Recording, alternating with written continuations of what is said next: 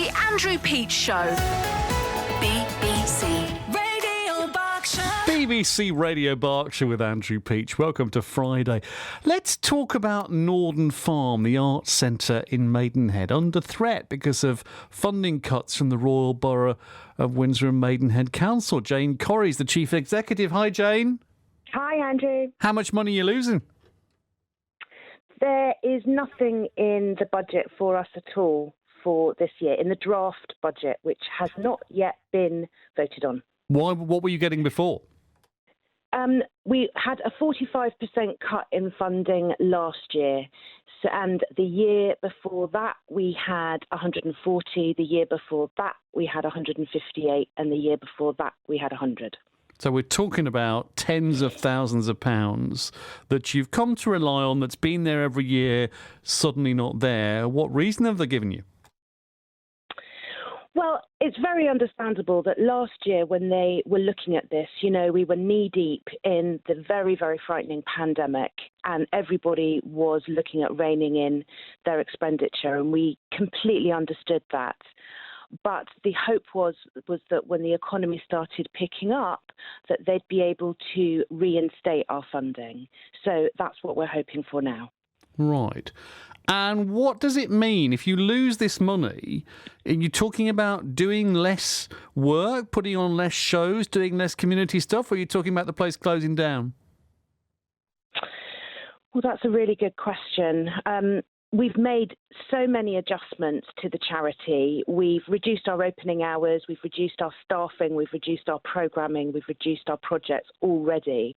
And it's difficult to know what else we can do now. So are you saying if the council don't give you some of this money, you're going to shut? I don't know, but the future certainly isn't looking very bright without it. Now, we've invited the Royal Borough of Windsor and Maidenhead Council and the leader, Andrew Johnson, to come on the show and explain the thinking. I've no doubt there is thinking behind this. It's to do with tight public finances and all of that. Unfortunately, he's not here to explain to us, to explain to our listeners, to explain to you, Jane, where the council is on this. What is your appeal to them? Well, we're really grateful that the Royal Borough is paying for a consultant currently to investigate Norden Farm and write a report. And their job is going to see whether maybe we're missing something. Maybe there's some amazing thing that if only we did that, we would be able to manage without any money. So we're really grateful the borough's paid for this consultant.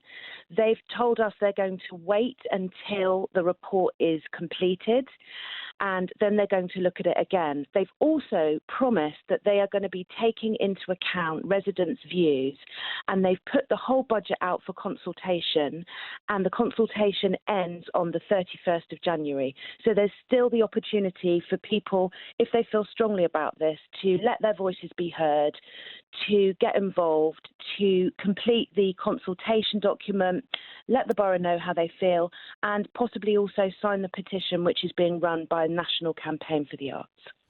Jane, thank you very much indeed for being with us. The council statement says the budget's tight. The venue was told that 22-23 grant funding would cease. Meetings have been held. They need an operating model, and the council will work with them on an operating model to secure future viability. Jack Gamble, Director of Public Campaign for the Arts, on the show. Hi, Jack.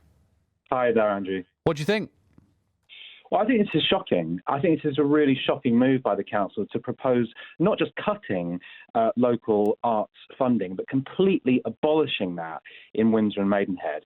I, with the Public Campaign for the Arts and with our supporters across the country, work from time to time in places where the council is considering changes to their funding of the arts. And, you know, recently we've seen serious threats to arts funding in places like Nottinghamshire, where there's been a 37% cut proposed. Thankfully, we managed to rein that back. In Hampshire, where a 50% cut was proposed in the last year. Here, we're talking in Windsor and Maidenhead about a 100% cut, a total abolition. I think that's shocking. And I think residents are understandably very, very concerned about why it is that their council, to whom they look to provide basic, in fact, more than basic, high-quality cultural services, is proposing such a damaging measure, especially at this time when these cultural services are things people really missed during the pandemic and which they are really going to need in order to recover from this. Good stuff. Thank you very much indeed for coming on. It's 7:45. It's Friday morning.